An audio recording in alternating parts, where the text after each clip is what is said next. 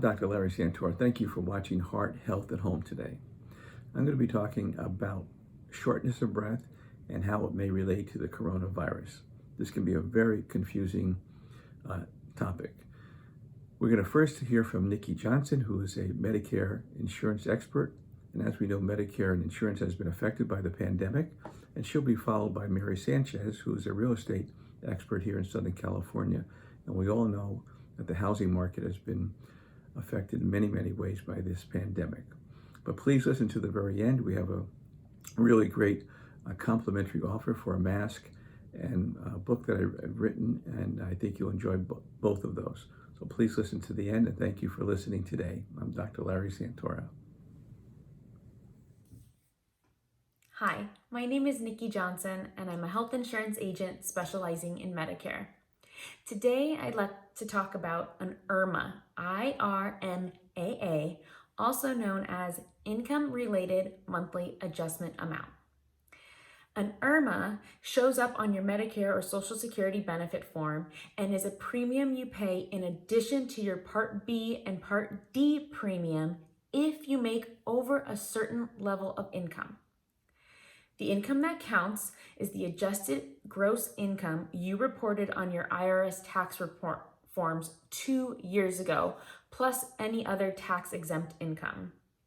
There are several different tiers of income adjustments or IRMAAs, but just to simplify for this video, the first IRMAA tier level is for those who file individually and make over $87,000, or those who file jointly and make over $174,000. Again, this is an additional premium you pay on top of your original Part B Medicare premium. You can appeal the IRMAA determination and file for a redetermination if you feel that this IRMAA is added to your Part B premiums or Part D premiums erroneously. Also, many people experience life changes such as divorce or loss of income, and that could be another reason why you might want to file to get a reconsideration, also known as a redetermination. Many people tell me, 2 years ago, I was working full-time and I lived in my home. Since then, I've since retired and I'm on a fixed income and I've sold my house.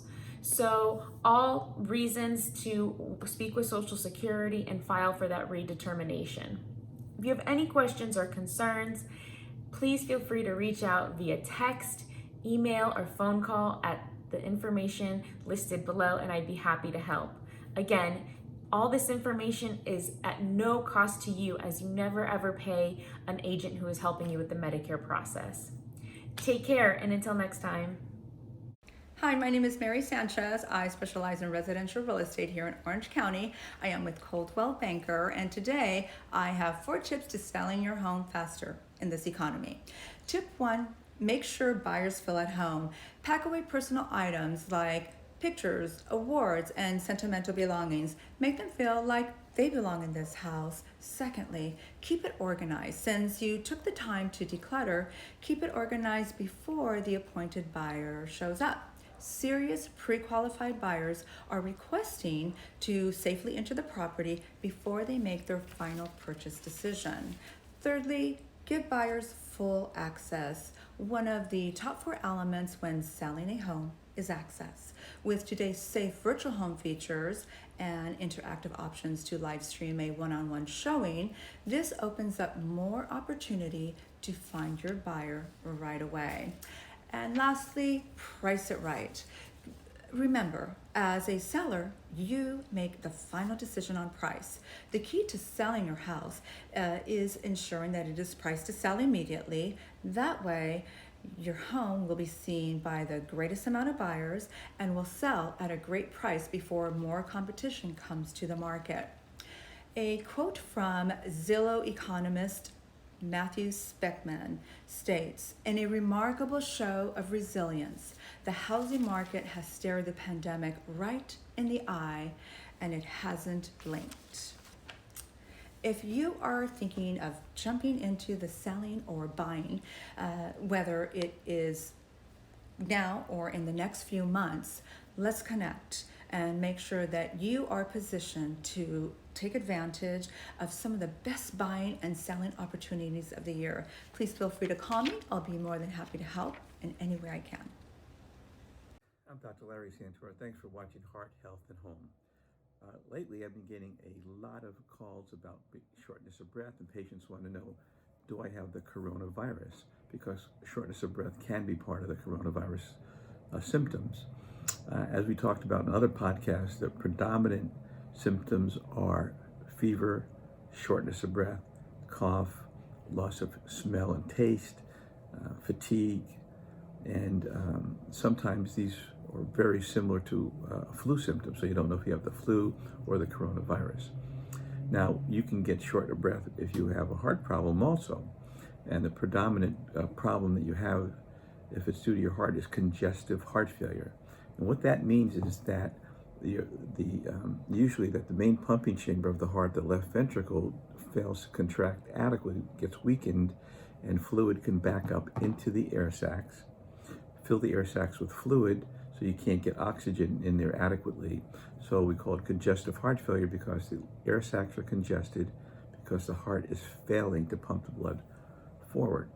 And one of the early signs of that is getting short of breath at night. You wake up at night short of breath, maybe a little anxious. You think you're having maybe an anxiety attack. And when you sit up, gravity pulls the fluid away from your lungs and you feel better. You lie down and the shortness of breath gets worse. Now, you may have some leg swelling because the fluid will back up into your lungs and then backwards into your abdomen and then backwards into your legs associated with this. And if you don't have a fever or a cough or sputum production, it's unlikely to be that you have the COVID virus. Now, sometimes both of these can coexist. You can have the coronavirus and the congestive heart failure at the same time. So when you see your doctor, he will do an exam, and part of the exam is we examine these neck veins. These are the jugular veins, and they drain into the right side of the heart. So we look at you and we examine these neck veins. If these neck veins are distended, they're bulging out up to here, that means the pressure in the right side of the heart is elevated, and that is a clue that you may have congestive heart failure. We also listen to your lungs with our stethoscope. We hear crackling sound, like a Velcro sound in the lungs due to the fluids making the air sacs sticky. They don't open up adequately. And then we examine your abdomen to see if there's any fluid there. And of course, if there's fluid in your legs, that's called edema or leg swelling. Now, every time you get leg swelling, I don't want you to get worried that this is congestive heart failure, because lots of things cause leg swelling. One of them is, varicose veins. Varicose veins are just a loss of the valves in the veins. If you've taken too much salt, if you're on your feet all the time, if you're overweight, you can get leg swelling. Certain drugs like the calcium channel blockers like diltiazem or amlodipine or nicardipine, which we use for blood pressure, are notorious for causing leg swelling. Sometimes leg swelling can be due to clots in the veins, but that leg swelling usually gets better in the morning if it's just due to dietary indiscretion. If it's a clot in the vein, which is called a deep vein thrombosis or clot, you'll often have pain and swelling, usually in one leg more than the other, and the swelling does not tend to go down in the morning. Now, if you have the shortness of breath and you don't have the associated fever or a cough with it, it's very unlikely that you have coronavirus that's causing the shortness of breath, but you should contact your doctor so he can do an exam. And part of the exam is usually getting blood work, so we do a blood test called a BNP, which is brain natriuretic peptide, and that is a helpful test to see if you have fluid in your excess fluid. Sometimes we do a chest x-ray. Sometimes we do an echocardiogram or ultrasound test to measure the contracting force of your heart, the left ventricle, see if you have any leaky valves or narrowed heart valves. And a chest x-ray sometimes will distinguish between congestive heart failure and maybe a type of pneumonia, or we call infiltrate from some type of infection. One caveat is that if you start to get chest discomfort only with exertion, and you also get an accompanied pressure with it. That could be a sign of a blocked artery. And so if you have it only with exertion, it goes away with rest, that could be a worrisome sign that you may have a blocked coronary artery, and that needs to be evaluated. So see your doctor early and discuss it with him, and we can treat most of these things very effectively. Thank you for watching today. I'm Dr. Larry Santora. We will see you next week. We'd like to send you this book. It's a complimentary. It's a book that I wrote about coronary calcium screening, which is a way of picking up plaque or calcium in the coronary arteries. I think it is the most important test that we have in medicine today, and this book will explain the whole process. It also talks about other aspects of heart disease.